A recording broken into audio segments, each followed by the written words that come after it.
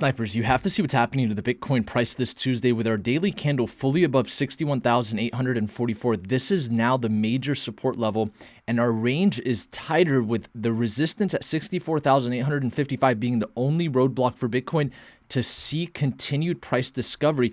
This is an extremely important time with S&P 500 forming new all-time highs, Tesla moving up 12% today, and we're seeing a lot of movement here because the DXY is calm and it's allowing traditional assets as well as the cryptocurrency market, of course, to see some upside here. And Ethereum is doing some very interesting things because now it's moving above this resistance at 41.75, trying to come back and test its previous all-time high at 43.73. This is going to be an interesting place to also watch here with a lot of people talking about altcoins right now. The Ethereum to Bitcoin chart is going to be the chart we want to watch to assume if we're able to get above 69,000 Satoshis, that's a leading indicator that altcoins could potentially see further strength over the next few weeks, potentially into the next few months. But if we're failing to get above 69,000 Satoshis, that will obviously be not the best sign for altcoins, as Ethereum could be a very strong leading indicator for all the other altcoins.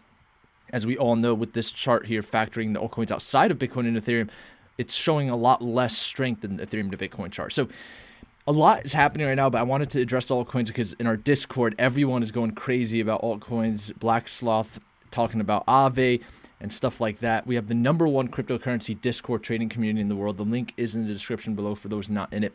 But let's just dive first into Bitcoin's analysis because I think that it's really important to just address the fact that the range that we're in is extremely tight here with 61,844 as our major support level. We also have the previous weekly open just below that level and our current weekly open just below that level. And so this is obviously a very strong area of support, and we don't want to see this level break here. Really, it's that 60,500-ish area that we could say is a make it or break it point. If we start getting hourly and 4-hour candles below that level, the likelihood that we come and test 58,353 becomes likely.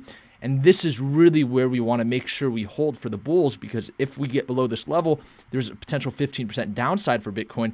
But if we're able to stay above 58,353, and especially if we're able to stay above 61,844, all Bitcoin needs to do is get above 64,855 at this point to get back into price discovery. And that could be a very positive thing for the overall cryptocurrency market.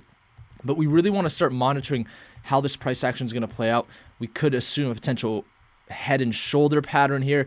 I know that's a quite unreliable pattern, but you know, if we don't see much more upside here, that could certainly be justified for the bears. So we also want to monitor that potential scenario there with market structure. And then a lot of people are talking about altcoins. I think Ethereum at 4,200 right now, and the Ethereum to Bitcoin chart trying to see if we can get above 69,000 Satoshis. It's going to be very important to monitor this chart here to just get an understanding of where altcoins might be headed in the more medium term, to ensure that what we're seeing right now with, you know, Solana breaking new all-time highs isn't just a rally before downside, right? So I think the Ethereum to Bitcoin chart is going to give us a lot of hints to that. If we can get above 69,000 Satoshis, that would be the most positive thing for altcoins. And then, of course, Bitcoin dominance is going to be very interesting to monitor.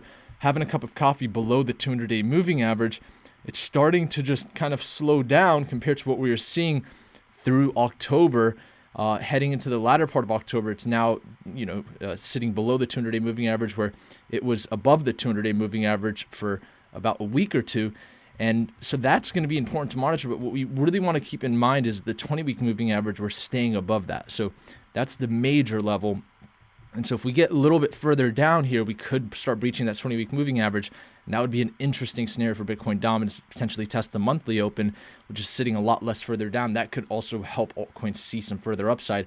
But if we start to move back up from this 20-week moving average, that's why, we're going to monitor that Ethereum Bitcoin chart. We really want to see the effects of that on the altcoin market. And then traditional markets, the DXY is moving up slightly, but like I mentioned from the start, still very calm, allowing the S&P 500 to move into new all-time high territory.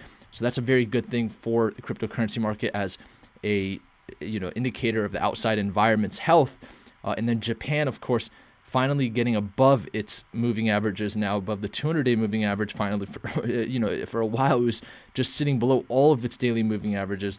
So it's good to see momentum there in international markets, because that could certainly also help the cryptocurrency market. and the Euro 100 trying to test new highs.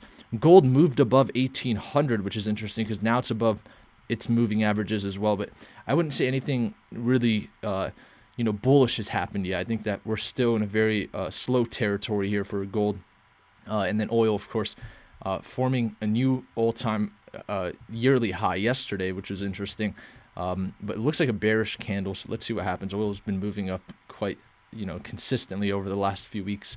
So very interesting stuff happening here. And it's going to be cool to see Bitcoin's price action now between this tighter range of 61,844 and 64,855. We get above 64,855, we're back in price discovery. So it's going to be interesting to see that. With that, I appreciate each and every one of you snipers tuned into the channel. Hope you enjoyed this quick analysis. And until next time, snipers